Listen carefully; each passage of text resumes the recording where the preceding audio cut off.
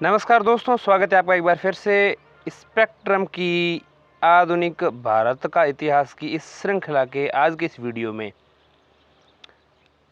अध्याय संख्या 7 पढ़ रहे हैं हम और तीसरी यूनिट हम पढ़ रहे हैं और इसका अध्याय 7 पढ़ रहे हैं 1857 का विद्रोह।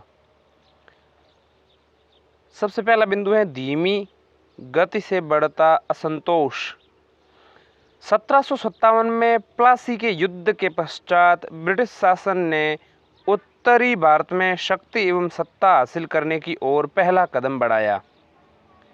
1757 के पश्चात औपनिवेशिक शासन द्वारा अपनाई गई नीतियों और उसके स्वरूप के विरुद्ध असंतोष के रूप में 1857 का प्रथम बड़ा एवं व्यापक विद्रोह हुआ, जिसके पश्चात भारत पर ब्रिटिश शासन की नीतियों में परिवर्तन किए गए।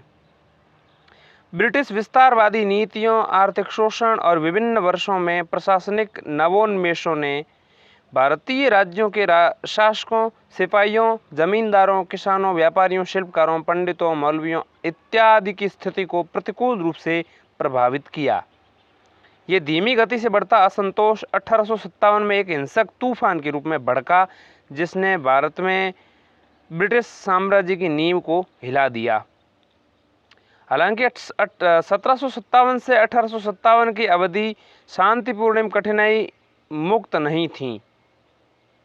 मतलब 1757 से लेकर के 1857 तक प्लासी का युद्ध जो है, उस प्लासी के युद्ध से 1857 तक की टाइम पीरियड में ये 100 वर्ष की अवधि भी शांतिपूर्ण और कठिनाई मुक्त नहीं थी। इस दौरान धार्मिक, राजनीतिक हिंसा, जनजाति विद्रोह, किसान विद्रोह एवं दंगे, असैन्य या नागरिक विद्रोह के रूप में छिटपुट लोकप्रिय विद्रोहों की एक श्रृंखला ने कार्य किया। आदिवासी अंग्रेजों की भूमि बंदोबस्त नीतियों से संतुष्ट एवं नाराज थे, जिसने उनके संयुक्त स्वामित्व परंपरा के विरुद्ध जाकर सामाजिक ताने बाने को छिन्न भिन्न कर दिया। बढ़ी हुई राजस्व मांगों, यहाँ तक कि अकाल के वर्षों में भी ये मांग थी, ने क्रोध को जन्म दिया। कई बार स्थानीय महाजनों के विरुद्ध आंदोलन कंपनी शासन के विरुद्ध विद्रोह बन गया। जैसा कि महाजनों को पुलिस का समर्थन प्राप्त था, उनके धर्म एवं परंपरागत प्रथाओं ने अंग्रेजों द्वारा अनावश्यक हस्तक्षेप ने भी रोष में वृद्धि की। धर्म और प्रथाओं में भी अंग्रेजों का हस्तक्षेप था, इससे रोष में वृद्धि हुई, जिसके परिणाम स्वरूप विद्रोह भड़के।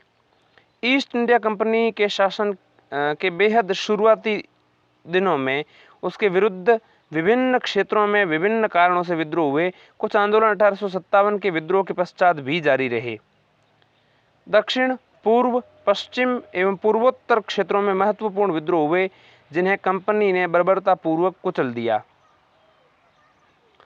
हमने ये पिछले अध्याय में पढ़ा भी था कौन कौन से विद्रोह महत्वपूर्ण हुए। इनमें से कुछ विद्रोहों का उल्लेख जो है, वर्णन हमने पहले किया था अध्याय 6 में।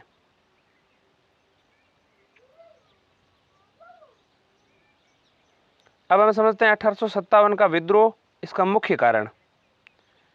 1857 का भारतीय विद्रोह, जिसने प्रथम भारतीय स्वतंत्रता संग्राम, सिपाही विद्रोह या भारतीय विद्रोह के नाम से भी जाना जाता है, ब्रिटिश शासन के विरुद्ध एक सशस्त्र विद्रोह था। यह विद्रोह 200 वर्षों तक भारत के विभिन्न क्षेत्रों में चला।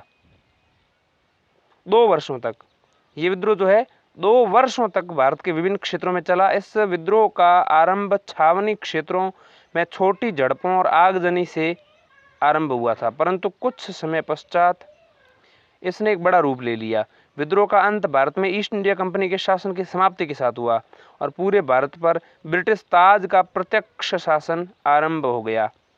अन्य एवं पहले के विद्रोह की तरह 1857 के विद्रोह के विभिन्न राजनीतिक, आर्थिक, धार्मिक, सैनिक और सामाजिक कारण थे। अब उसमें बहुत सारे कारण थे, मैं कारण बता देता हूँ। इसके सबसे पहले हम समझते हैं आर्थिक कारण कौन कौन से थे। ईस्ट इंडिया कंपनी ने भारत के उद्योग धंधों को नष्ट कर दिया। श्रमिकों से बलपूर्वक अधिक से अधिक श्रम कराकर उन्हें कम पारिश्रमिक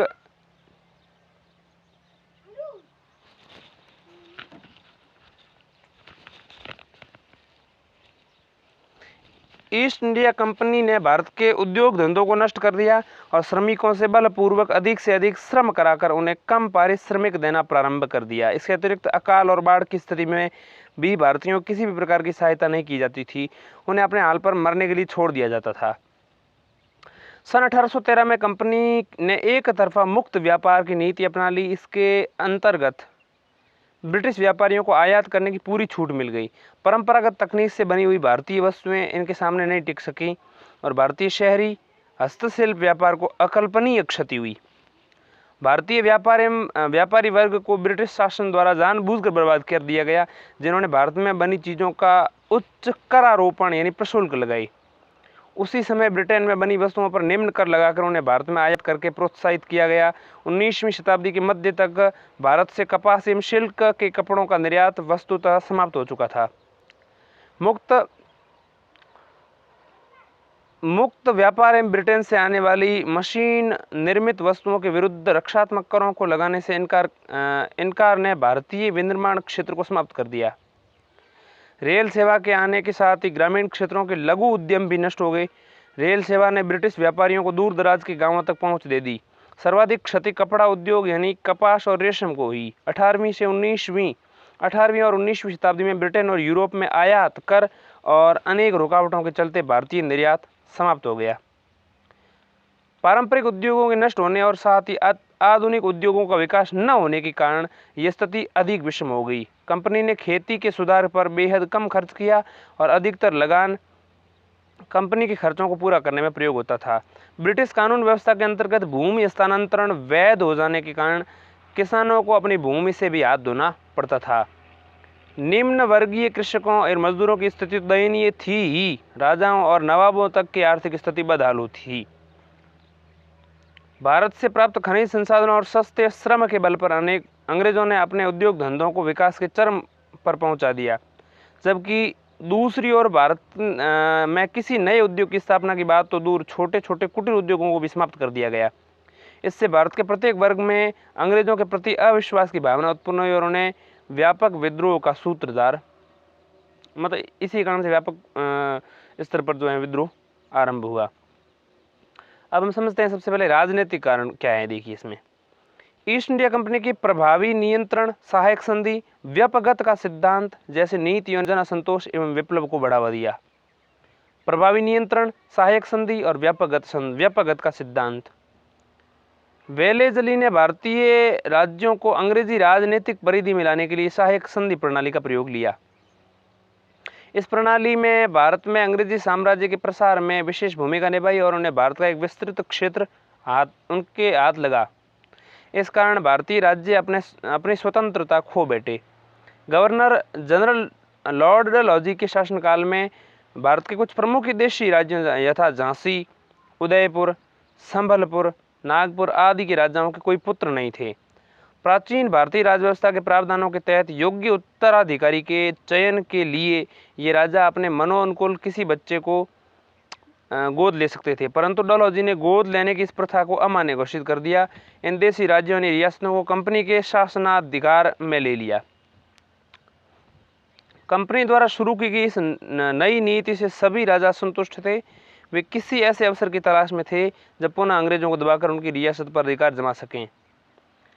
प्रशासनिक कारण देखिए, कंपनी प्रशासन में व्याप्त भ्रष्टाचार, विशिष्ट रूप से पुलिस, निम्न अधिकारियों एवं अधीनस्थ अदालतों में असंतोष का मुख्य कारण था। दरअसल कई इतिहासकारों का मत है कि आज जो हम भ्रष्टाचार भारत में देखते हैं वह कंपनी शासन की देन है। साथ ही भारतीयों की नज़र में ब्रिटिश शासन का चरित्र विदेशी शासन का था। अब देखते हैं सामाजिक धार्मिक कारण। कंपनी शासन विस्तार के साथ साथ अंग्रेजों ने भारतीयों के साथ अमानुषिक व्यवहार करना प्रारंभ कर दिया था। काले और गोरे का भेद स्पष्ट रूप से उभरने लगा। अंग्रेजों द्वारा भारतीयों को गुलाम समझा जाता था। समाज में अंग्रेजों के प्रति उपेक्षा की भावना बहुत अधिक बढ़ गई थी, क्योंकि उनके रहन सहन, अन्य व्यवहार एवं उद्योग आविष्कार से भारतीय व्यक्तियों की सामाजिक मान्यताओं में अंतर पड़ता था। उनके सामाजिक जीवन में वे अंग्रेजों का प्रभाव स्वीकार नहीं करना चाहते थे। अंग्रेजों की खुद को श्रेष्ठ और भारतीयों को हीन समझने की भावना ने भारतीयों को क्रांति करने के लिए प्रेरणा प्रदान की। भारत में अंग्रेजों ने ईस्ट इंडिया कंपनी के शासनकाल में भारतीयों पर धार्मिक दृष्टि से कुठाराघात किया था। इस काल में योग्यता की जगह धर्म को पद आधार बनाकर इस काल में योग्यता की जगह धर्म को पद आधार बनाया गया। जो भी कोई भारतीय ईसाई धर्म को अपना लेता था उसकी पदोन्नति कर दी जाती थी, जबकि भारतीय धर्म का अनुपालन करने वाले सभी को प्रकार से अपमानित किया जाता था। इससे भारतीय जनसाधारण के बीच अंग्रेजों के प्रति धार्मिक असहिष्णुता उत्पन्न हो गई थी। फिर ईसाई धर्म का इतना अधिक प्रसार किया गया कि भारतीयों को ये संदेह होने लगा कि अंग्रेज उनके धर्म का सर्वनाश करना चाहते हैं। परिणाम स्वरूप भारतवासी अंग्रेजों को धर्म विरोधी समझकर उन्हें देश से बाहर निकालने का मार्ग ढूंढने लगे और 1857 ईस्वी में जब मौका मिला तब हिंदुओं और मुसलमानों ने मिलकर अंग्रेजों के विरुद्ध प्रहार किया। बाहरी घटनाओं का प्रभाव। 1857 का विद्रोह कुछ बाहरी घटनाओं, प्रथम आंग्ल अफगान युद्ध 1838 से 1842, पंजाब युद्ध 1845 से 1849, क्रीमिया युद्ध 1854 से 1856, जिसमें अंग्रेजों को भारी हानि हुई थी, से भी प्रेरित हुआ। इससे इस धारणा से उबरने का अवसर मिला कि अंग्रेज अपराजेय हैं। मतलब ये कि अंग्रेज अपराजेय नहीं थे। उनकी जब हार होने लगी तो भारतीयों को भी ये मन में लगा कि ये हार सकते हैं, बाहर भगाया जा सकता है इनको। भारत के क्रांतिकारियों को इस युद्ध में नवीन आशा और प्रेरणा मिली कि हम भी अंग्रेजों को देश से बाहर निकाल सकते हैं और इसके लिए उन्हें विद्रोह शुरू कर दिया। सिपाहियों के बीच असंतोष। सिपाही मूलतः कंपनी की बंगाल सेना में काम करने वाले भारतीय मूल के सैनिक थे। बम्बई, मद्रास और बंगाल प्रेसिडेंसी की अपनी अलग अलग सेना और सेना प्रमुख होता था। इस सेना में ब्रिटिश सेना से अधिक सिपाही थे। वर्ष 1857 में इस सेना में 2,57,000 सिपाही थे। बम्बई और मद्रास प्रेसिडेंसी की सेना में अलग अलग क्षेत्रों के लोगों होने के कारण ये सेनाएं विभिन्नता से पूर्ण थीं और इनमें एक क्षेत्र के लोगों का प्रभुत्व नहीं था। बंगाल प्रेसिडेंसी की सेना में भर्ती होने वाले सैनिक मुख्यतः अवध, गंगा के मैदानी क्षेत्रों से भूमिहार ब्राह्मण और राजपूत थे। कंपनी के प्रारंभिक वर्षों में बंगाल सेना में जातिगत विशेषाधिकारों और रीति रिवाजों को महत्व दिया जाता था, परंतु सन 1840 के पश्चात कलकत्ता में आधुनिकता पसंद सरकार आने के पश्चात सिपाहियों ने अपनी जाति खोने की आशंका बढ़ गई। सेना में सिपाहियों को जाति और धर्म से संबंधित चिन्ह पहनने से मना कर दिया गया। सन 1856 में एक आदेश के अंतर्गत सभी भर्ती सिपाहियों को विदेश में कुछ समय के लिए काम करना अनिवार्य कर दिया गया। सिपाही धीरे धीरे सैन्य जीवन के विभिन्न पहलुओं से असंतुष्ट हो चुके थे। सेना का वेतन कम था। भारतीय सैनिकों का वेतन मात्र 7,000 रुपये प्रति माह था। अवध और पंजाब जीतने के पश्चात सिपाहियों का भत्ता भी समाप्त कर दिया गया।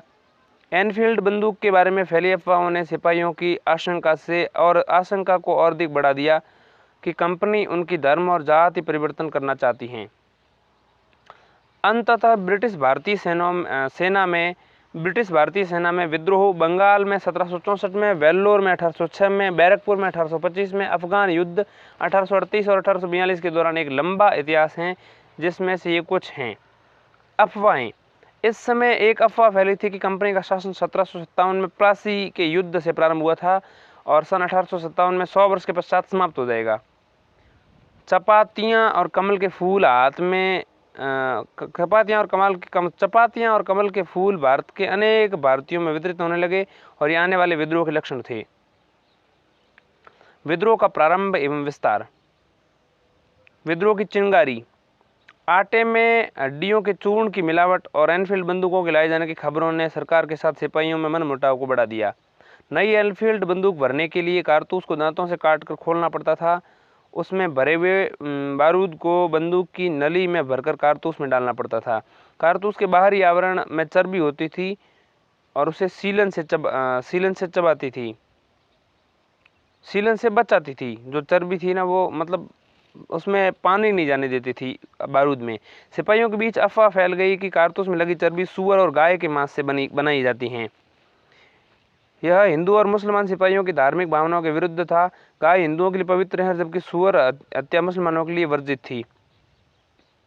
चर्बी वाले कारतूसों ने सेना में असंतोष के नए कारण को पैदा नहीं किया, अपितु धीमी गति से असंतोष को खुलकर बाहर आने का अवसर प्रदान किया।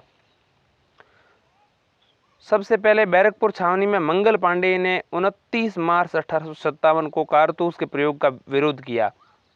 29 मार्च 1857 को विरोध किया। उसने काफ़ी उत्पात मचाया। 8 अप्रैल 1857 को उसे फांसी दे दी गई। 8 अप्रैल 1857। 6 मई को सैनिकों ने फिर विद्रोह किया। अब कंपनी ने भारतीय सैनिकों को रोक देखते हुए उनके शस्त्र जब्त करना आरंभ कर दिया। सैनिकों को सजा दी जाने लगी और उन्हें बड़ी संख्या में कैद में जाना डालने लगा। अंत में 10 मई 1857 में सैनिकों ने व्यापक स्तर पर विरोध और विद्रोह की घोषणा कर दी और क्रांति की शुरुआत हो गई। 10 मई क्रांति की शुरुआत। 1857 की क्रांति का सूत्रपात बैरकपुर छावनी के स्वतंत्रता प्रेमी सैनिक मंगल पांडे ने किया। 29 मार्च 1857 को नए कारतूसों के प्रयोग के विरुद्ध मंगल पांडे ने आवाज उठाई। ध्यातव्य है कि अंग्रेजी सरकार ने भारतीय सेना के उपयोग के लिए जिन कारतूसों को उपलब्ध कराया था उनमें सूअर और गाय की चर्बी का प्रयोग किया गया था। छावनी के भीतर मंगल पांडे को पकड़ने के लिए अंग्रेज अधिकारी आगे बढ़े, उसे मौत के घाट उतार दिया। 8 अप्रैल 1857 को मंगल पांडे को फांसी की सजा दी गई। उसे फांसी की सजा सुनकर संपूर्ण देश में क्रांति का माहौल स्थापित हो गया। 6 मई 1857 को भारतीय सैनिकों ने फिर से नए कारतूसों के प्रयोग का विरोध किया। विरोध करने वाले सैनिकों को 10 वर्षों की कैद की सजा मिली। सैनिकों से हथियार छीन लिए गए। हथियार छीने जाने को मेरठ में पुरुषों के साथ साथ महिलाओं में भी अपमान का विषय समझा गया। ऐसी स्थिति में सैनिकों के लिए अंग्रेजों से बदला लेना परम कर्तव्य हो गया। मेरठ के सैनिकों ने 10 मई 1857 को ही जेल खानों को तोड़ना, भारतीय सैनिकों को मुक्त कराना और अंग्रेजों को मारना शुरू कर दिया। मेरठ में मिली सफलता से उत्साहित सैनिक दिल्ली की ओर बढ़े। दिल्ली आकर क्रांतिकारी सैनिकों ने कर्नल रिप्ले की हत्या कर दी और दिल्ली पर अपना अधिकार जमा लिया। इसी समय अलीगढ़, इटावा, आजमगढ़, गोरखपुर, बुलंदशहर आदि में भी स्वतंत्रता की घोषणा की जा चुकी थी। सांकेतिक मुखिया प्रमुख के रूप में बहादुर शाह जफर का चुनाव। दिल्ली में स्थानीय इन्फेंट्री विद्रोहियों में शामिल हो गए और उन्हें राजनीतिक एजेंट साइमन फेजर सहित अन्य यूरोपीय अधिकारियों की हत्या कर दी और शहर पर कब्जा कर लिया। लेफ्टिनेंट विलोबी, जो दिल्ली में पत्रिका के इंचार्ज थे, ने कुछ हद तक विद्रोहियों का मुकाबला किया, लेकिन जल्द ही धराशायी हो गए। वृद्ध और शक्तिहीन बहादुर शाह जफर को भारत का शासक घोषित किया गया। जल्दी दिल्ली इस महान क्रांति का केंद्र बन गई और बहादुर शाह इसके प्रतीक बन गए। देश के नेतृत्व के लिए अंतिम मुगल शासक का स्वाभाविक उत्थान इस तथ्य की पुष्टि करता है कि मुगल वंश का लंबा शासन भारत की राजनीतिक एकता का परंपरागत प्रतीक चिन्ह बन गया था। इस एकमात्र कार्य से सिपाहियों ने सिपाही विद्रोह को क्रांतिकारी युद्ध में तब्दील कर दिया, जबकि सभी भारतीय रजवाड़ों के शासकों ने जिन्हें विद्रोह में भाग लिया, जल्द ही मुगल शासक के प्रति अपनी निष्ठा की घोषणा की। यह भी महत्वपूर्ण है कि विद्रोही राजनीतिक रूप से प्रोत्साहित एवं प्रेरित थे। यद्यपि धर्म एक कारक था, विद्रोहियों का व्यापक दृष्टिकोण धार्मिक पहचान से प्रभावित नहीं था, अपितु इस बात की अवधारणा से प्रभावित था कि अंग्रेजी शासन उनकी साझा शत्रु हैं। बहादुर शाह जफर ने शुरुआती हिचकिचाहट के पश्चात भारत के सभी प्रमुखों एवं शासकों के पत्र लिखा और उन्हें ब्रिटिश शासन से लड़ने और प्रतिस्थापित करने हेतु भारतीय राज्य का एक परिसंघ संगठित करने के लिए प्रेरित किया। समस्त बंगाल सेना ने जल्दी विद्रोह की आवाज बुलंद की, जो तेजी से फैल गई। अवध, रोहेलखंड, दोआब, बुंदेलखंड, मध्य भारत, बिहार का अधिकांश भाग और पूर्वी पंजाब ने ब्रिटिश शासन की जड़ें हिला दी। विद्रोह में लोगों की सहभागिता। सिपाहियों के विद्रोह को आम लोगों का समर्थन मिला, विशेष रूप से उत्तर पश्चिमी प्रांतों और अवध का। उन्हें लंबे समय से एकत्रित असंतोष की अभिव्यक्ति का अवसर मिल गया और उन्हें ब्रिटिश शासन के विरुद्ध विरोध की अभिव्यक्ति हेतु एक साथ आवाज बुलंद की। विद्रोह में किसानों, दस्तकारों, दुकानदारों, दिहाड़ी मजदूरों, जमींदारों, धार्मिक भिक्षुओं, पुजारियों, लोक अधिकारियों की व्यापक सहभागिता रही, जिसने इसे शक्ति देने के साथ साथ लोकप्रियता विद्रोह का रूप भी प्रदान किया। यहाँ किसानों एवं छोटे जमींदारों ने अपने असंतोष की अभिव्यक्ति के लिए महाजनों एवं जमींदारों पर हमले किए, जिन्होंने उन्हें जमीन से बेदखल किया था। उन्होंने महाजनों के लेखों एवं ऋण संबंधी अभिलेखों को नष्ट करके उनके विद्रोह का लाभ उठाया। उन्होंने ब्रिटिश शासन द्वारा स्थापित न्यायालयों, राजस्व कार्यालय यानी तहसीलों और राजस्व स्वाभिलेख और पुराने स्टेशनों पर भी हमले किए। एक आकलन के अनुसार अवध में अंग्रेजों के खिलाफ लगभग 1,50,000 पुरुषों में से 1 लाख से अधिक आम नागरिक थे। दिल्ली पर कब्जा करने के एक माह भीतर विद्रोह विभिन्न भागों में फैल गया। विद्रोह के प्रमुख केंद्र एवं नेतृत्वकर्ता। यद्यपि 1857 के विद्रोह का नेतृत्व दिल्ली के सम्राट बहादुर शाह जफर कर रहे थे, परंतु यह नेतृत्व औपचारिक एवं नाम मात्र का था। विद्रोह का वास्तविक नेतृत्व जनरल बख्त खां के हाथों में था, जो बरेली के सैन्य विद्रोह के अगुआ थे। जनरल बख्त खां बाद में अपने सैन्य साथियों के साथ दिल्ली पहुंचे। बख्त खां के नेतृत्व वाले दल के प्रमुख रूप से 10 सदस्य थे, जिनमें से 10 में 6 सेना के और 4 नागरिक विभाग से थे। ये दल या न्यायालय सम्राट के नाम से बस सार्वजनिक मुद्दों की सुनवाई करता था। बहादुर शाह जफर का विद्रोहियों पर न तो नियंत्रण था और न ही ज़्यादा संपर्क। बहादुर शाह का दुर्बल व्यक्तित्व, वृद्धावस्था और नेतृत्व अक्षमता विद्रोहियों के योग्य नेतृत्व देने में सक्षम नहीं थी। कानपुर में अंतिम पेशवा बाजीराव द्वितीय के दत्तक पुत्र नाना साहब सभी की पसंद थे। उन्हें कंपनी ने उपाधि एवं महल दोनों से वंचित कर दिया था तथा पूना से निष्कासित कर कानपुर में रहने के लिए बाध्य कर दिया था। विद्रोह के पश्चात नाना साहब ने स्वयं को पेशवा घोषित कर दिया और स्वयं को भारत के सम्राट बहादुर शाह के गवर्नर के रूप में मान्यता दी। 27 जून 1857 को सर यू व्हीलर ने कानपुर में आत्मसमर्पण कर लिया। लखनऊ में विद्रोह का नेतृत्व बेगम हजरत महल ने किया।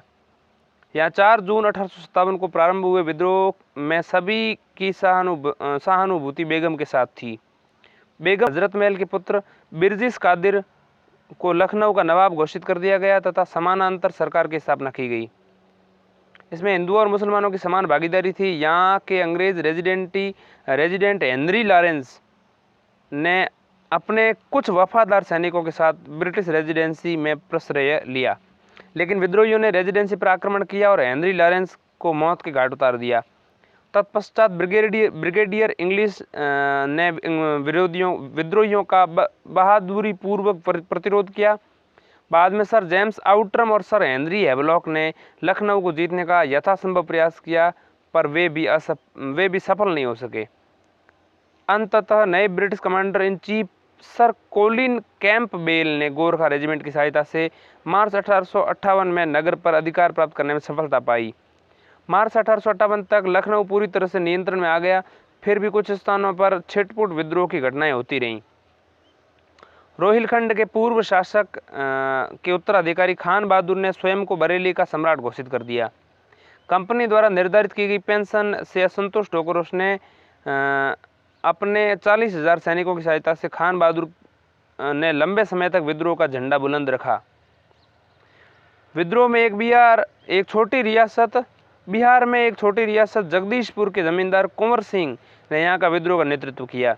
बिहार, जगदीशपुर, कुंवर सिंह। इस 70 वर्षीय बहादुर जमींदार ने दानापुर से आरा पहुंचने पर सैनिकों को सुदृढ़ नेतृत्व प्रदान किया और ब्रिटिश शासन को कड़ी चुनौती दी। फैजाबाद के मौलवी अहमद उल्लाह 1857 में विद्रोह के एक अन्य प्रमुख नेतृत्वकर्ता थे। वे मूलतः मद्रास के निवासी थे। फैजाबाद के मौलवी जो अहमदुल्ला थे वो मूलतः मद्रास के थे। बाद में फैजाबाद आ गए और 1857 के विद्रोह के अंतर्गत जब अवध में विद्रोह हुआ तो मौलवी अहमदुल्ला ने विद्रोहियों को एक सक्षम नेतृत्व प्रदान किया। किंतु 1857 के विद्रोह में इन सभी नेतृत्वकर्ताओं ने सबसे प्रमुख नाम झांसी की रानी लक्ष्मीबाई का था, जिसने झांसी में सैनिकों का ऐतिहासिक नेतृत्व किया। झांसी के शासक राजा गंगाधर राव की मृत्यु के पश्चात लॉर्ड डलहौजी ने राजा के दत्तक पुत्र झांसी का राजा मानने से इनकार कर दिया और व्यपगत के सिद्धांत के आधार पर झांसी को कंपनी के साम्राज्य में मिला लिया। तदुपरांत गंगाधर राव की विधवा महारानी लक्ष्मीबाई ने मैं अपनी झांसी नहीं दूंगी का नारा बुलंद करते हुए विद्रोह का मोर्चा संभाल लिया। कानपुर में पतनोपरांत नाना साहब के दक्ष सहायक तात्या टोपे के झांसी पहुंचने पर लक्ष्मीबाई ने तात्या टोपे के साथ मिलकर अंग्रेजों के विरुद्ध विद्रोह प्रारंभ कर दिया। तात्या टोपे और लक्ष्मीबाई की सम्मिलित सेनाओं ने ग्वालियर की ओर प्रस्थान किया, जहां कुछ अन्य भारतीय सैनिकों ने उस सेना में आकर मिल गए। ग्वालियर के शासक सिंधिया ने अंग्रेजों का समर्थन करने का निश्चय किया और आगरा में शरण ली। कानपुर में नाना साहब ने स्वयं को पेशवा घोषित कर दिया और दक्षिण भारत में अभियान की ओर योजना बनाई। जून 1857 तक ग्वालियर पुनः अंग्रेजों के नियंत्रण में था। आम लोगों द्वारा किया गया बलिदान अकथनीय और अकल्पनीय था। इस संदर्भ में शाहमल बागपत उत्तर प्रदेश के बड़ौत परगना में एक ग्रामीण का नाम बेहद उल्लेखनीय है, शाहमल। उसने ब्रिटिश सत्ता के विरुद्ध विद्रोह के लिए लोगों को प्रेरित करने के लिए रात दिन में गांव-गांव जाकर 84 गांवों के मुखियाओं और किसानों को संगठित किया। उसके लोगों ने सरकारी भवनों पर कब्जा कर लिया, नदियों पर बने पुलों को ध्वस्त कर दिया, सड़कों को तोड़ दिया, आंशिक रूप से सरकारी कार्यबलों को क्षेत्र में आने से रोक दिया। शाहमल ने दिल्ली में विद्रोहियों को सामान की आपूर्ति की गई और ब्रिटिश मुख्यालय तथा मेरठ के बीच आधिकारिक संचार को ठप्प कर दिया। उसने यमुना नदी पर सिंचाई विभाग के बंगले पर अपना मुख्य बनाया और वहां से अभियान कार्य और पर्यवेक्षण और नियंत्रण किया। वस्तुतः बंगले को विवादों को सुलझाने तथा न्याय प्रदान करने के लिए न्याय घर के रूप में तब्दील कर दिया गया। उसे थोड़े समय के पश्चात आश्चर्यजनक रूप से आसूचना के एक प्रभावी तंत्र का भी गठन किया और उस क्षेत्र के लोगों को महसूस किया कि ब्रिटिश शासन समाप्त हो गया है और स्वशासन स्थापित हो गया है। दुर्भाग्यवश जुलाई 1857 में शाहमल को एक अंग्रेजी अधिकारी डनलप द्वारा मार डाला गया। यह आरोप लगाया गया कि शाहमल के शरीर के कई टुकड़े किए गए और लोगों को भयभीत करने के लिए 21 जून 1857 को सिर को सार्वजनिक रूप से लटका दिया गया।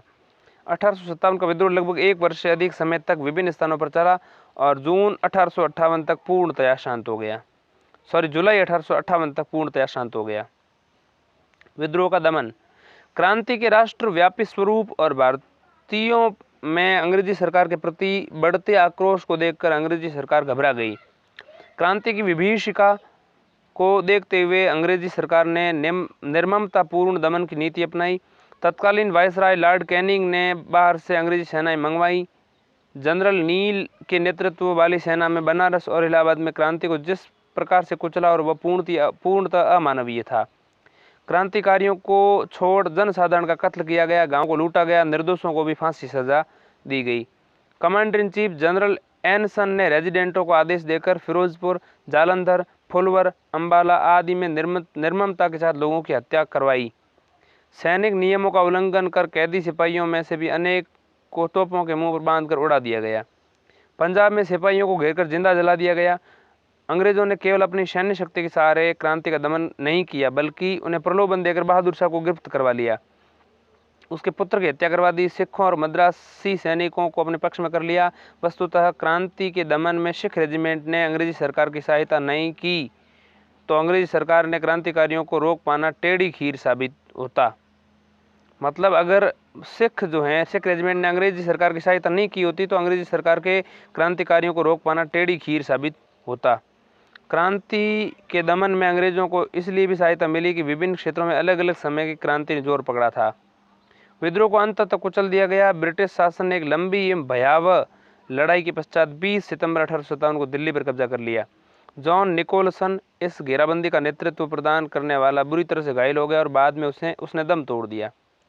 1859 के अंत तक भारत पर ब्रिटिश सत्ता पुनः काबिज हो गई।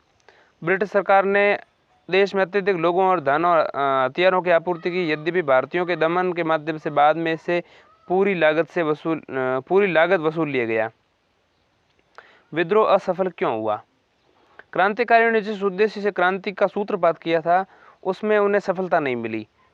उन्होंने सोचा था कि अंग्रेजों को बाहर खदेड़कर भारत में स्वाधीनता प्राप्त कर लेंगे, परंतु क्रांति के दमन के साथ अंग्रेजों ने ऐसी नीति अपनाई कि 90 और वर्षों तक भारतीयों को गुलाम बनाए रखने में सफल रहे। इस महान क्रांति की असफलता के अनेक कारण थे, उनमें से प्रमुख कारण निम्न हैं। पहला कारण, विद्रोह में सभी वर्गों का शामिल न होना। कुछ वर्गों ने विद्रोह में सहभागिता नहीं की, वस्तुतः इसके विरुद्ध कार्य किया, बड़े जमींदारों में ताल्लुकदारों ने इसमें भाग नहीं लिया। महाजनों और व्यापारियों ने भी विद्रोहियों को पूरी तरह से शोषण किया, अतः ब्रिटिश संरक्षण में वे अधिक सुरक्षित थे। आधुनिक शिक्षित भारतीयों ने इस विद्रोह को पीछे लौटने के तौर पर देखा और उनका मानना था कि ब्रिटिश शासन भारतीयों को आधुनिकता की ओर ले जाएगा।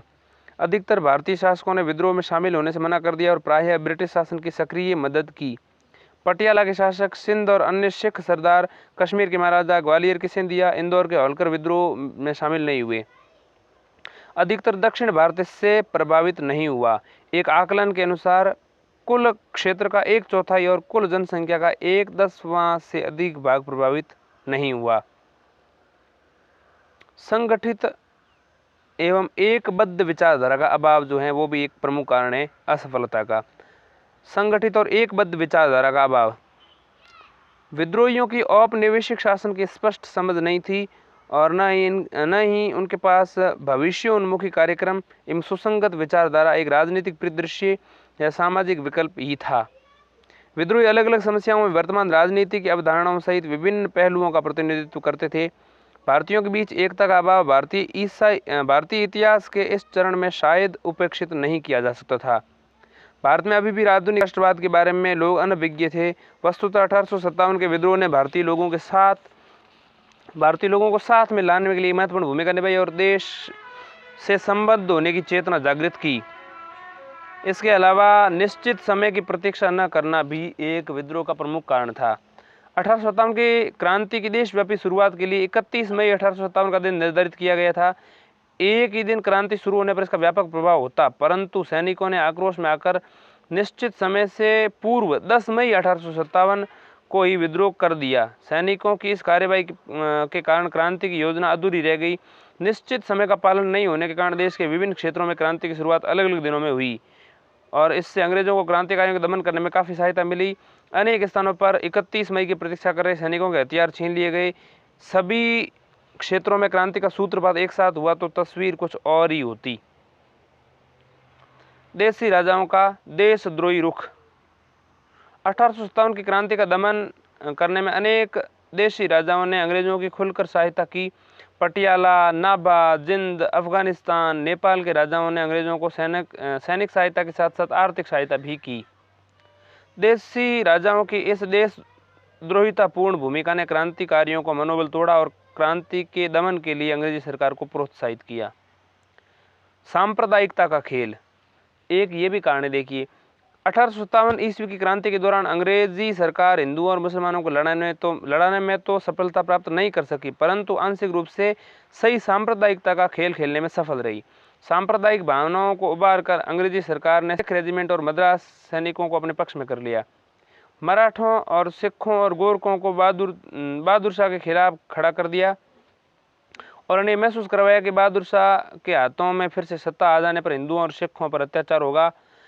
इसका मूल कारण था संपूर्ण पंजाब में बहादुर शाह के नाम पर झूठा फरमान अंग्रेजों की ओर से जारी किया गया, जिसमें कहा गया कि लड़ाई में जीत मिलते ही प्रत्येक सिख का वध कर दिया जाएगा। सैनिकों के साथ साथ जनसाधारण को भी गुमराह किया गया। इस स्थिति में क्रांति का असफल हो जाना निश्चित हो गया था।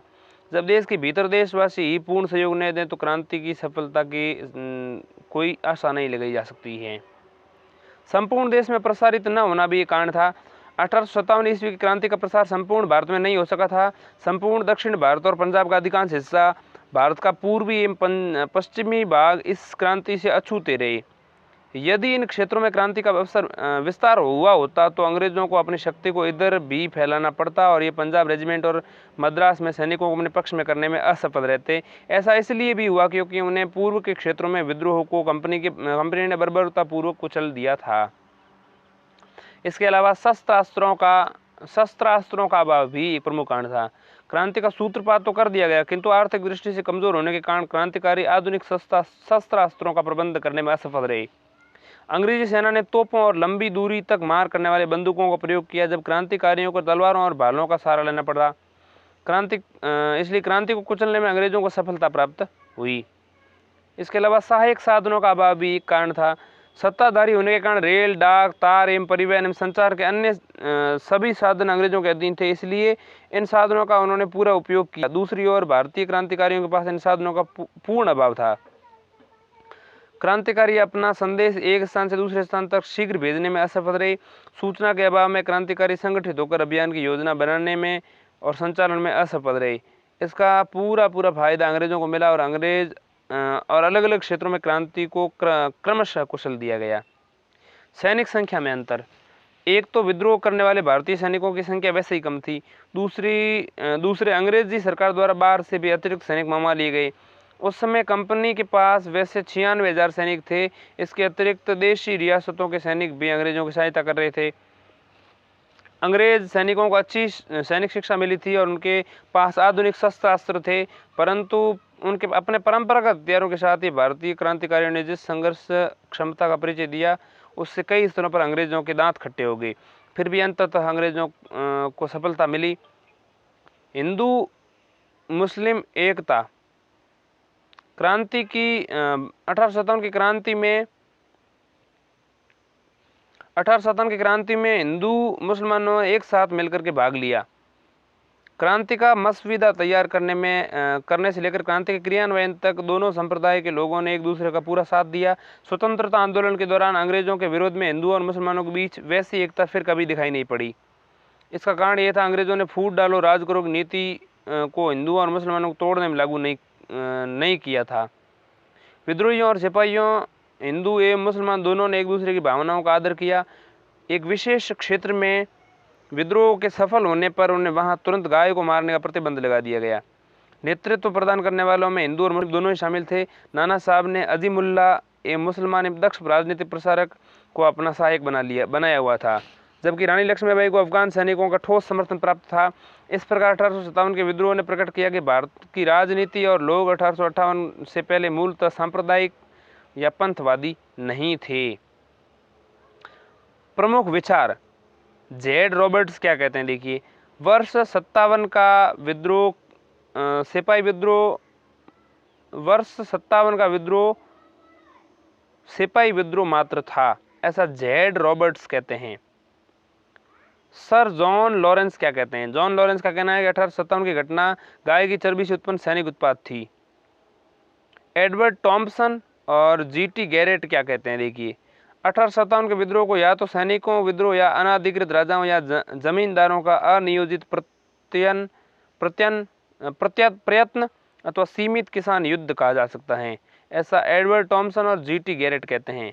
विलियम हार्वर्ड रसेल का क्या कहना है? 1857 का विद्रोह स्वतंत्रता संघर्ष नहीं धार्मिक युद्ध था। आरसी मजूमदार क्या कहते हैं? आरसी मजूमदार का कहना है कि 1857 के विद्रोह में राष्ट्रीयता की भावना का अभाव था और ये सैनिक विद्रोह से बढ़कर कुछ भी नहीं था। नेहरू कहते हैं 57 का विद्रोह सिपाही विद्रोह नहीं अपितु स्वतंत्रता प्राप्ति के निमित्त भारतीय जनता का संगठित संग्राम था। जस्टिस मैकार्की क्या कहते हैं? मैकार्की का कहना है कि 1857 का विद्रोह केवल सैनिक विद्रोह नहीं था, अपितु ये भारतवासियों का अंग्रेजों के विरुद्ध धार्मिक सैनिक शक्तियों के साथ राष्ट्रीय अस्मिता की रक्षा के लिए लड़ा गया युद्ध था। विनायक दामोदर सावरकर कहते हैं 1857 का विद्रोह स्वधर्म और राजस्व के लिए लड़ा गया राष्ट्रीय संघर्ष था। जेम्स आउटरम का कहना है 1857 का विद्रोह मुसलमानों के षड्यंत्र का परिणाम था। डॉक्टर सैयद अहतर अब्बास रिजवी का क्या कहना है? 1857 की क्रांति भारत की पवित्र भूमि से विदेशी शासन को उखाड़ फेंकने का प्रयास था।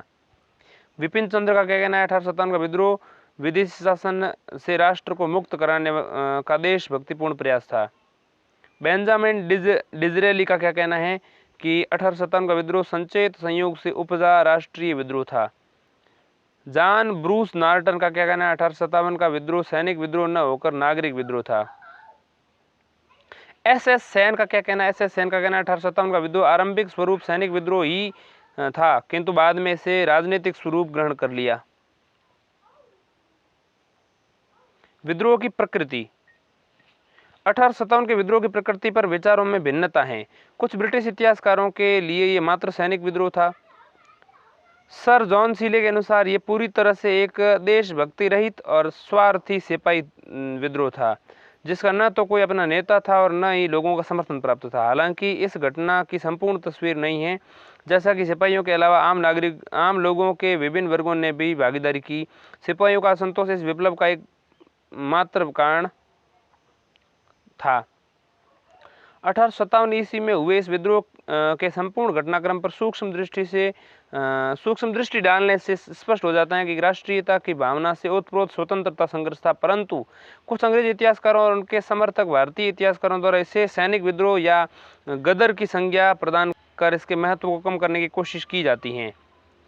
Fred Roberts, Edward Thompson, GT Garrett, John Seeley और James Outram, William Howard Russell, GB Malleson आदि पाश्चात्य इतिहासकारों के साथ साथ रमेश चंद्र मजुमदार, सुरेंद्रनाथ सेन, हरिप्रसाद चट्टोपाध्याय, पूर्ण चंद्र जोशी आदि भारतीय इतिहासकार 1857 के विद्रोह को सैनिकों द्वारा छोटे स्तर पर किए गए विद्रोह के रूप में व्याख्यायित करते हैं। इनका मानना है कि 1857 के विद्रोह में राष्ट्रीयता की भावना का सर्वथा अभाव था। दूसरी ओर Pandit Nehru, Vinayak Damodar Savarkar, S.A.A. Rizvi, Benjamin Disraeli, Justice McCarthy, John Bruce Norton, Bipin Chandra जैसे इतिहासकार 1857 के विद्रोह को भारतीय स्वाधीनता संग्राम के प्रथम संघर्ष की संज्ञा देते हैं। इनका मानना है कि वर्ष 1857 का विद्रोह जन जीवन से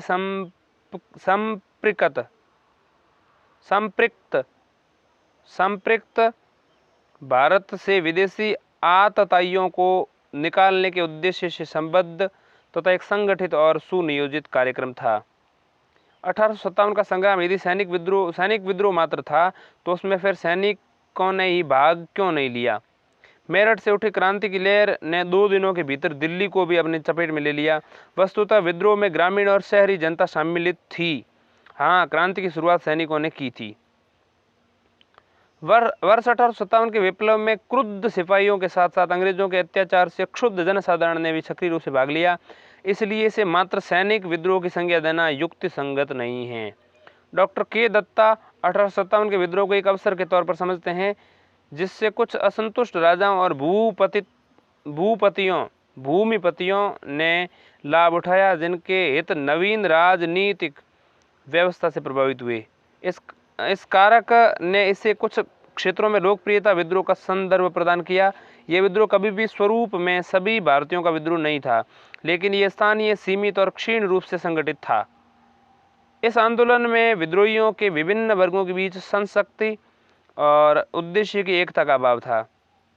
20वीं शताब्दी के प्रारंभ में वीडी सावरकर, विनायक दामोदर सावरकर ने अपनी पुस्तक भारतीय स्वतंत्रता का प्रथम युद्ध में 1857 के विद्रोह की राष्ट्रीय स्वतंत्रता के सुनियोजित युद्ध के रूप में व्याख्या की। Doctor S.N. सेन ने अपनी पुस्तक 1857 में विद्रोह को धर्म के युद्ध के तौर पर शुरू होना माना, जिसका अंत स्वतंत्रता के युद्ध के रूप में हुआ। Doctor R.C. मजुमदार ने इसे न तो प्रथम और न ही राष्ट्रीय विप्लव माना और न ही स्वतंत्रता का युद्ध, जैसा कि देश का एक बड़ा हिस्सा इससे प्रभावित रहा और लोगों के कई वर्गों ने इस विद्रोह में भाग नहीं लिया। मार्क्सवादी इतिहासकारों के अनुसार 1857 का विद्रोह विदेशी और सामंतकारी व्यवस्था के विरुद्ध सैनिक किसान का संयुक्त लोकतांत्रिक संघर्ष था। हालांकि ये मत जांच के प्रकाश में कहीं ठहर नहीं पाता, जैसा कि विद्रोह के नेता स्वयं सामंती पृष्ठभूमि के थे। 1857 के विद्रोह को वर्गीकृत करना आसान नहीं है, जबकि कोई भी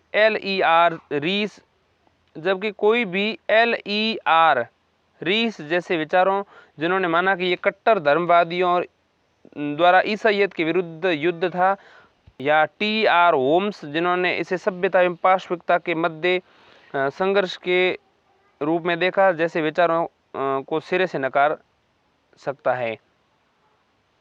जबकि कोई भी L.E.R. रीस जैसे विचारों, जिन्होंने माना कि L.E.R. रीस के विचारों ने माना कि ये कट्टर धर्मवादियों और ईसाईयत के विरुद्ध युद्ध था, और T.R. होम्स, जिन्होंने इसे सभ्यता और पाशविकता के मध्य संघर्ष के रूप में देखा, जैसे विचारों को सिरे से नकार सकता है। कोई भी नकार सकता है। यद्यपि कोई भी अभी तक इसे स्वतंत्रता के युद्ध के तौर पर नहीं स्वीकार सका है। इसने राष्ट्रवाद और साम्राज्यवाद विरोधी भावनाओं का बीजारोपण किया, लेकिन एकल राष्ट्रीयता और राष्ट्रवादिता की अवधारणा 1857 के विद्रोह की देन नहीं थी। कहा जा सकता है कि 1857 का विद्रोह ब्रिटिश शासन को उखाड़ फेंकने का भारतीयों का प्रथम महान प्रयास एवं संघर्ष था। स्वतंत्रता की भावना से उद्वेलित हिंदू और मुस्लिम दोनों संप्रदायों को सम्मिलित होकर विदेशियों को अपने देश से निकालने का प्रथम प्रयास 1857 ईस्वी में ही हुआ। इसलिए 1857 की क्रांति को भारतीय स्वातंत्र्य संग्राम का प्रथम उद्घोष कहना सर्वथा युक्ति संगत है। इसने ब्रिटिश शासन के प्रति स्थानीय विरोध की परंपरा को स्थापित किया, जिसने आधुनिक राष्ट्रीय आंदोलन हेतु मार्ग प्रशस्त किया। यहाँ तक कि इस विचार को कुछ इतिहासकारों ने संदेह के घेरे में खड़ा किया, जिसका मानना था कि 1857 के पूर्व विद्रोह भी विदेशी शासन को काट फेंकने के लिए समान रूप से गंभीर थे, लेकिन 1857 के विद्रोह जैसा पहला समर्थन नहीं मिला। हालांकि एस.बी. चौधरी ने पाया कि 1857 विदेश शक्ति को चुनौती दी जाने के लिए विभिन्न वर्गों के लोगों का पहला संयुक्त प्रयास था। विद्रोह के परिणाम। 1857 के विद्रोह की असफलता के बावजूद इसने भारत में ब्रिटिश प्रशासन को गहरा आघात पहुंचाया। विद्रोह के बाद ब्रिटिश शासन की संरचना नीतियों में भारी फेरबदल किया गया। 1857 के पश्चात पहला मुख्य परिवर्तन ये किया कि भारत का शासन 1857 के ईस्ट इंडिया कंपनी के से छीन करके ब्रिटिश क्राउन के पास चला गया। अब भारत के लिए राजकीय सचिव यानी सेक्रेटरी ऑफ स्टेट, भारत का राज्य सचिव, जिसे एक परिषद द्वारा सहयोग मिलना था, भारत में शासन के लिए जिम्मेदार था। पहले यह अधिकारी कंपनी के निदेशकों के पास होता था।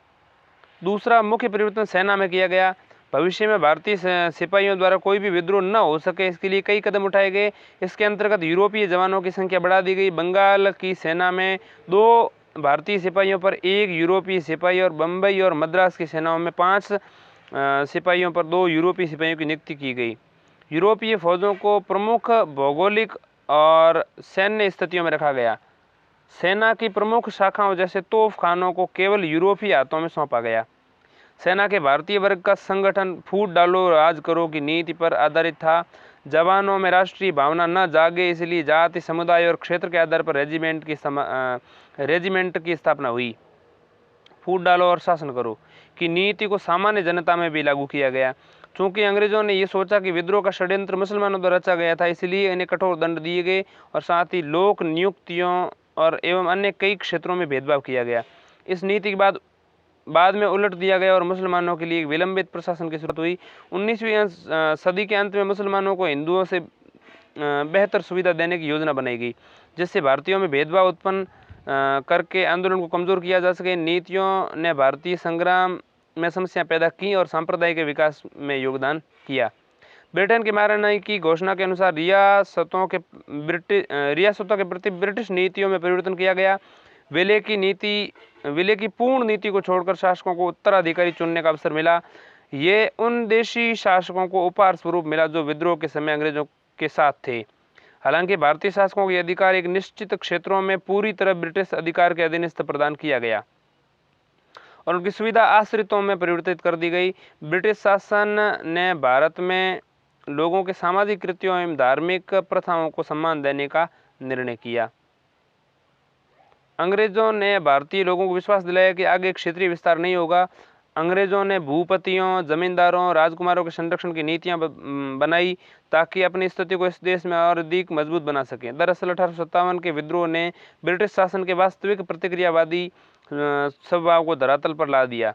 अधिकतर भारतीयों को यह एहसास हो गया कि भारत में ब्रिटिश शासन वास्तविक रूप से जन विरोधी था और ये निश्चित रूप से दमनकारी और उनके देश हित का विरोधी था।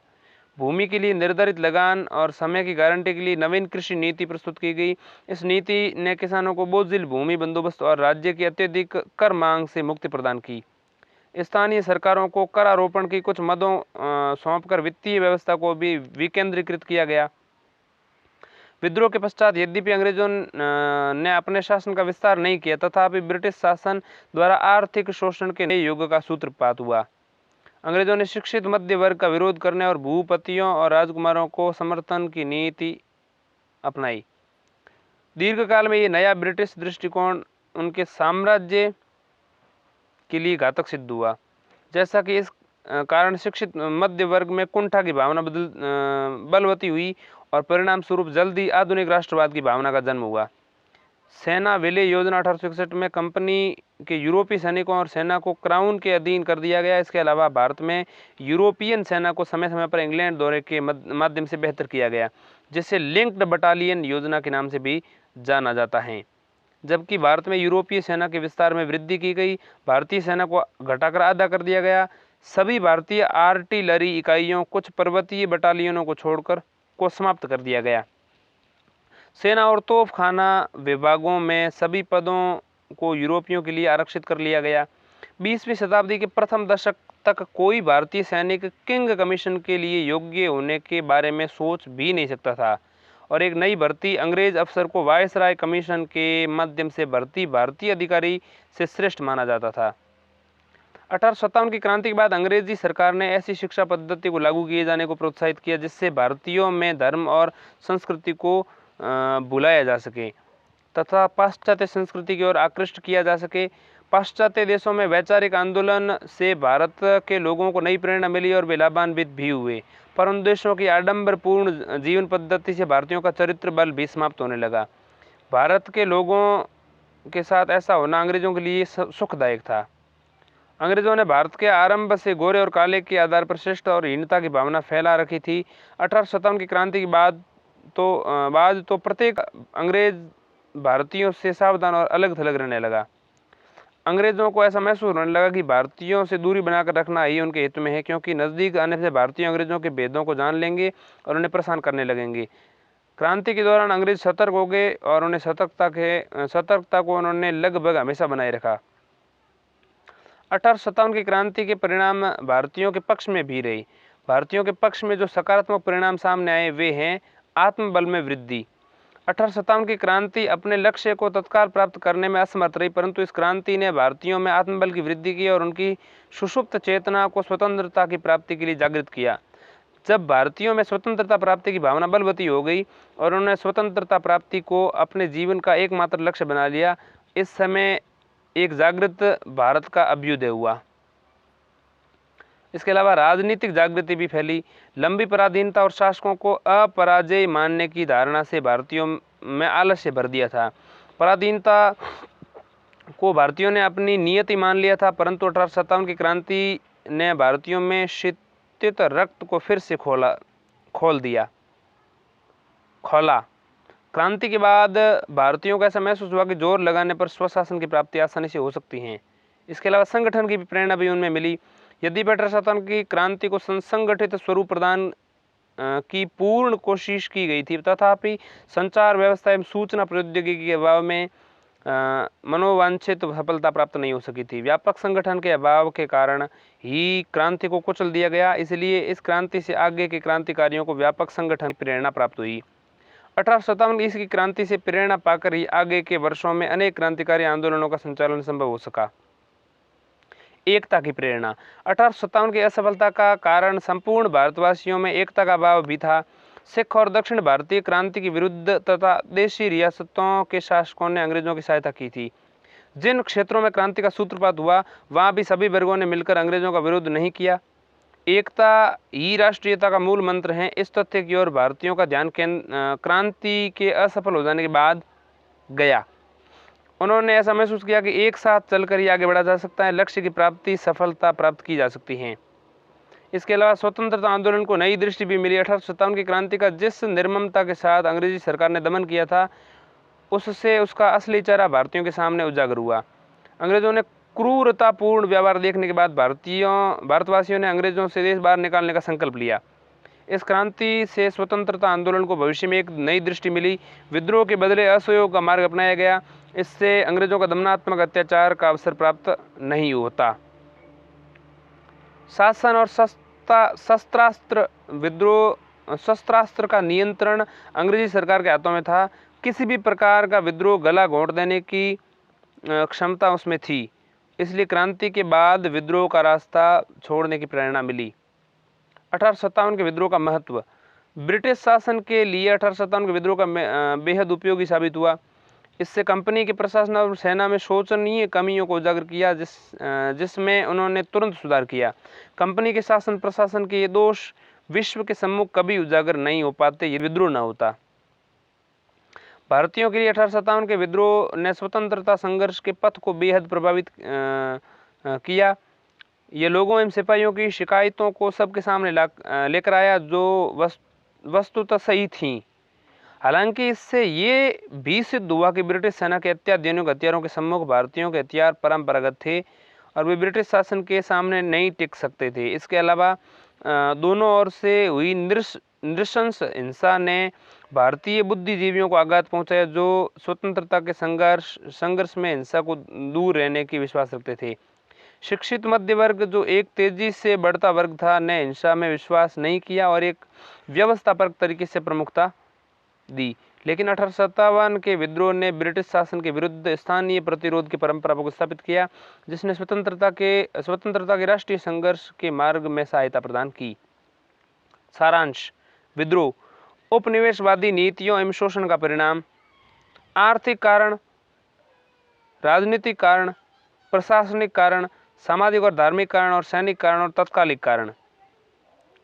तो देखिए इस कारण बताता हूँ सारा। पहला है आर्थिक कारण। नई राजस्व व्यवस्था के तहत भारी करारोपण, बेदखली, भारतीय उत्पादों के विरुद्ध भेदभावपूर्ण प्रशुल्क नीति, परंपरागत हस्तशिल्प उद्योग का विनाश, आधुनिक औद्योगिक व्यवस्था को प्रोत्साहन न देना, जिससे कृषक, जमींदार एवं शिल्पकारों को दरिद्र बना दिया गया, ये आर्थिक कारण थे विद्रोह के।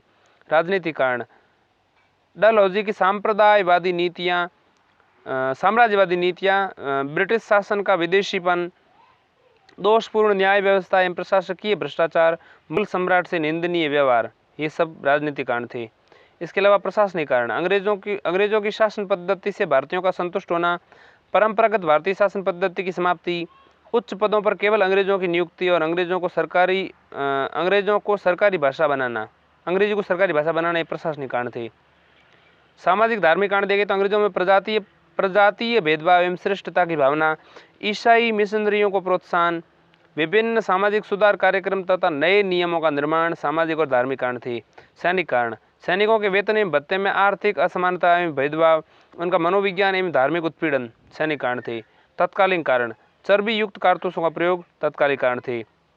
विद्रोह के केंद्र एवं नेता: दिल्ली जनरल बख्त खां, कानपुर नाना साहब, लखनऊ बेगम हजरत महल, बरेली खान बहादुर, बिहार कुंवर सिंह, फैजाबाद मौलवी अहमदुल्ला, झांसी लक्ष्मीबाई, इलाहाबाद लियाकत अली खां, ग्वालियर तात्या टोपे, गोरखपुर गजाधर सिंह, फर्रुखाबाद नवाब तजफल हुसैन, सुल्तानपुर शहीद हसन, संबलपुर सुरेंद्र साई, हरियाणा राव तुलाराम, मथुरा देवी सिंह, मेरठ कदम सिंह, सागर शेख रमाजान, इसके अलावा गढ़मंडला शंकर शाह और राजा ठाकुर प्रसाद, रायपुर नारायण सिंह, मंदसौर शाहजादा हुमायूं जो फिरोज शाह कहलाता है। फिरोज शाह का शायद पुत्र था कि पता नहीं, शाहजादा हुमायूं लिखा हुआ है मंदसौर में। अंग्रेज जनरल देखें तो दिल्ली में कौन था? लेफ्टिनेंट विलोबी और जॉन निकोलसन, इसके अलावा लेफ्टिनेंट हडसन दिल्ली में थे। कानपुर में यू व्हीलर और उसका कोलिन कैंपबेल भी लखनऊ कानपुर में थे। कानपुर में यू व्हीलर और कोलिन कैंपबेल ये दोनों कानपुर में थे। लखनऊ में हेनरी लॉरेंस और ब्रिगेडियर इंग्लिश, इसके अलावा इंग्लिश ब्रिगेडियर के अलावा हेनरी हैवलॉक। लखनऊ में जेम्स आउटरम भी था और कोलिन कैंपबेल भी था। इसके अलावा झांसी में यूरोज था, बनारस में जेम्स नील था। असहर्ष विद्रोह के असफलता के कारणों में सीमित क्षेत्र, सीमित जनाधार, भारतीय रजवाड़े एवं कुछ अन्य वर्गों का अंग्रेजों को महत्वपूर्ण सहयोग और अंग्रेजों की तुलना में विद्रोहियों के अत्यल्प संसाधन। इसके अलावा योग्य नेतृत्व एवं सामंजस्य का अभाव। इसके अलावा एकीकृत विचारधारा एवं राजनीतिक चेतना की कमी भी इसका प्रमुख कारण थी। प्रकृति देखें तो 1857 का विद्रोह यद्यपि सफल नहीं हो सका, किंतु उनमें लोगों की राष्ट्रीयता की भावना में बीज बोए और क्रांति के दूरगामी परिणाम हुए। प्रभाव देखें तो ताज के अधीन प्रशासन हो चला गया, कंपनी शासन का उन्मूलन हो गया, ब्रिटिश साम्राज्य की नई भारतीय नीति आई, सेना का पुनर्गठन किया गया, जातीय भेदभाव में वृद्धि की गई। ये सब प्रमुख कारण थे। अब हम सुधार आंदोलन पढ़ेंगे, लेकिन आज के इस वीडियो में नहीं, किसी अगले वीडियो में हम पढ़ेंगे सुधार आंदोलन में ये चौथी इकाई है, तो इसमें हम 2 अध्याय पढ़ने वाले हैं। अध्याय संख्या 8 जो है सामाजिक धार्मिक सुधार आंदोलन साधारण विशेषताएं, और दूसरा है अध्याय 9 जो है वो है सामाजिक सांस्कृतिक सुधार आंदोलनों का अवलोकन।